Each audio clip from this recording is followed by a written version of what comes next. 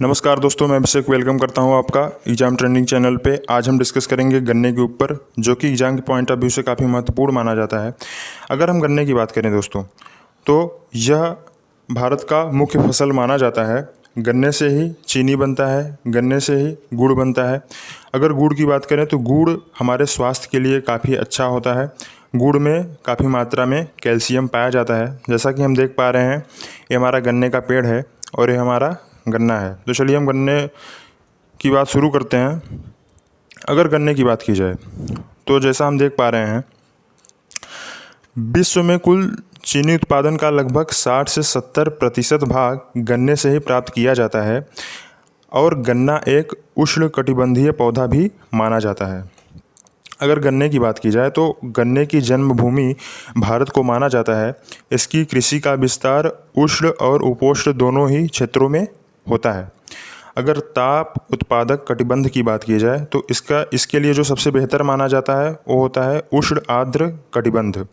अगर टेम्परेचर यानी कि तापमान की बात की जाए तो इसके लिए जो सबसे बेहतर तापमान होता है वह 20 से 25 सेंटीग्रेड माना जाता है।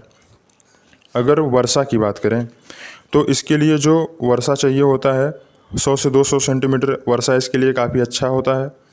अगर मिट्टी की बात करें तो गन्ना के लिए जो सबसे अच्छी मिट्टी मानी जाती है दोमट मिट्टी, हल्की व गहरी चिकनी मिट्टी। गन्ने के लिए जो खाद का उपयोग हम लोग करते हैं वो खाद का नाम है अमोनिया सल्फेट, फिर उसके बाद आता है नाइट्रेट, फिर उसके बाद आता है सुपर फॉस्फेट। अगर भारत में बात की जाए गन्ने की तो गन्ने और चीनी दोनों के उत्पादन में भारत का विश्व में प्रथम स्थान माना जाता है। ऐसा माना जाता है कि गन्ने और चीनी में भारत जो है विश्व में सबसे प्रथम स्थान पे है उत्पादन के मामले में। अगर भारत में गन्ने का सर्वाधिक उत्पादन राज्य की बात की जाए तो उसमें सबसे पहला आता है उत्तर प्रदेश, दूसरे नंबर पे हमारा महाराष्ट्र आता है, तीसरे नंबर पे हमारा तमिलनाडु आता है। अगर गन्ना अनुसंधान संस्थान की बात की जाए तो गन्ना अनुसंधान संस्थान जो है कोयम्बटूर में है, जो कि कोयम्बटूर कहाँ पड़ता है, तमिलनाडु में स्थित है।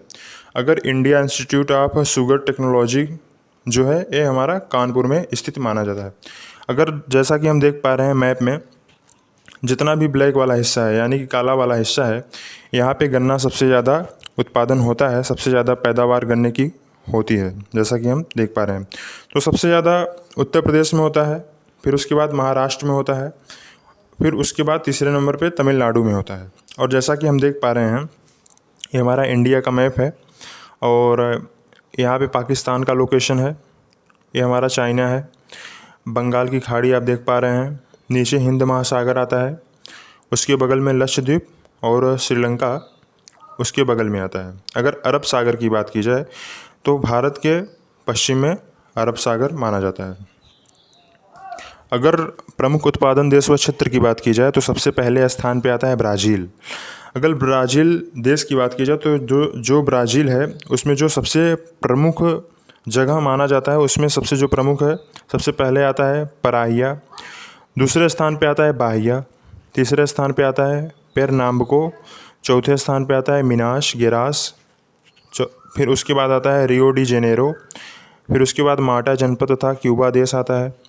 दूसरे नंबर पे हमारा भारत है। भारत में जो सबसे प्रथम स्थान पे है यूपी है, उत्तर प्रदेश है, उसके बाद आता है महाराष्ट्र, फिर उसके बाद आता है कर्नाटक, फिर उसके बाद आता है तमिलनाडु, फिर उसके बाद आंध्र आता है। अगर चीन की बात करें तो चीन जो है, चीन में जो सबसे प्रमुख स्थान है वो यांग टेशी है, शियांग नदियों की घाटी को माना जाता है।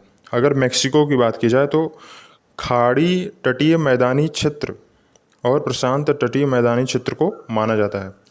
तो जैसा कि हम देख लिए हैं कि प्रमुख उत्पादन देश है जिसमें सबसे पहले ब्राज़ील आता है, फिर उसके बाद भारत, फिर उसके बाद चीन, फिर उसके बाद मेक्सिको। तो आज का हमारा गन्ने का टॉपिक जो है समाप्त होता है। और जो गन्ने का टॉपिक है यह एग्ज़ाम के पॉइंट ऑफ व्यू से भी काफ़ी महत्वपूर्ण माना जाता है। अगर जो भी एग्ज़ाम नहीं देता है उसके लिए भी यह जानना बेहद आवश्यक है और उसे जानना चाहिए गन्ने के बारे में। तो हम अगले वीडियो में कुछ और अच्छे टॉपिक को लेके मिलेंगे। तब तक के लिए अगर आपको वीडियो अच्छा लगता है तो वीडियो को लाइक करिए, शेयर करिए, सब्सक्राइब करिए। थैंक यू दोस्तों, जय हिंद।